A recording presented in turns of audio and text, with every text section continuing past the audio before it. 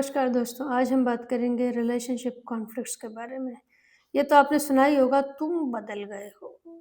ये national dialogue है relationship conflict का। एक गर्लफ्रेंड है जो कहती है कि तुम मुझे समय नहीं देते। एक बॉयफ्रेंड है जो कहता है कि यार बिल तो मैंने ही भरना है। They both are right in their own space. वो दोनों अपनी बात कर रहे हैं, अपनी जगह बिल्कुल सही भी हैं, but they are not on the same page, they are not speaking the same language and that results in a conflict.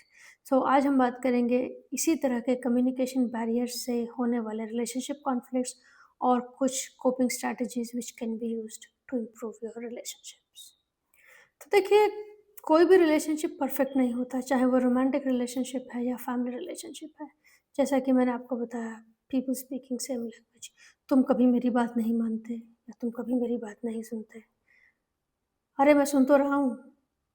So it's not that the person is not listening, the person is not attentive. या आपका बच्चा कहता है कि मुझे independence चाहिए, आप बहुत ज़्यादा इंटरफेयर करते हैं। और पेरेंट्स कहते हैं we are just worried about you, हम तुम्हारी केयर करते हैं, हम तुम्हारी परवाह करते हैं, और फिर बच्चे स्नैप कर जाते हैं, स्पेशली अगर वो टीनेजर्स हैं। रिजल्ट क्या हुआ? एक कोल्ड वॉर सा चल पड़ता है, बच्चे नहीं बोलते, पेरेंट्स बात नहीं करते, डिनर टेबल पर कोई नहीं बोल रहा, और people goes into that guilt trip, वो भी फ्री फंड की हो जाती है। And these are the communication gap barriers which if continues ये फैमिली की डायनामिक्स को बहुत ज़्यादा इम्पैक्ट करते हैं। तो हम इनको कैसे ओवरकम करें? What strategies can be used? हमको अपना थोड़ा-सा परसेप्शन चेंज करना पड़ेगा। जैसे कि अगर हम किसी से बात कर रहे हैं या कोई हमसे बात कर रहा है, so we have to listen. आप उन्हें सुनने के लिए सुनिए, उनको जवाब देने के लिए मत सुनिए। अगर थोड़ा-सा एम्पैथेटिक बिहेवियर रखेंगे और उसको सुनने की कोशिश करेंगे, तो शायद हम एक और बेहतर तरीके से रिस्पॉन्ड कर पाएँ। और ये कभी मत अज़्यूम करिए कि सामने वाले को पता है कि तुम क्या कहना चाहते हो। या हमारे यहाँ कहते हैं ना, अरे मुझे सब पता है। सब किसी को नहीं पता होता, बस भगवान जी को पता होता है, और हम सभी इंसान हैं। So don't be mind reader, if you have doubts ask. अगर आप चाहते हैं आपको समझा जाए तो बात करें, express yourself. Rather than assuming the reaction, it is good to know that how what the reaction can be.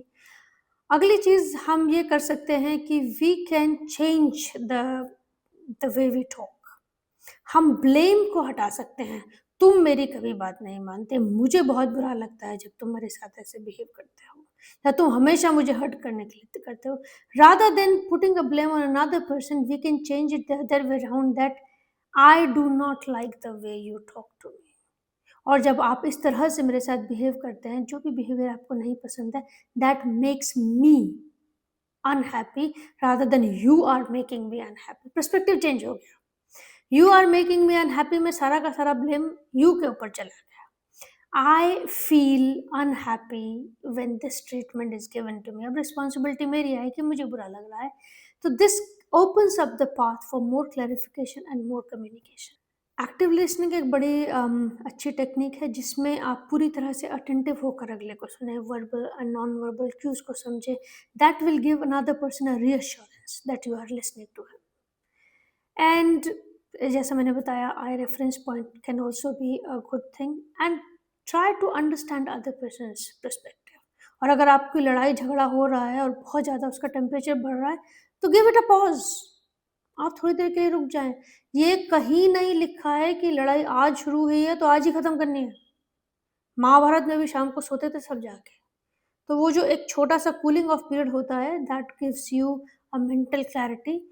अगर उसके बाद आपको लगता है कि नहीं यार प्रॉब्लम रिजॉल्व हो गई तो हो गई, और अगर आपको लगता है कि नहीं नहीं मुझे तो लड़ना था, तो just give it a go and then prove your point and say what you want to say. And communication always improves a relationship, and that can lead you into a more and a better understanding of your partner or of your child or of your family members.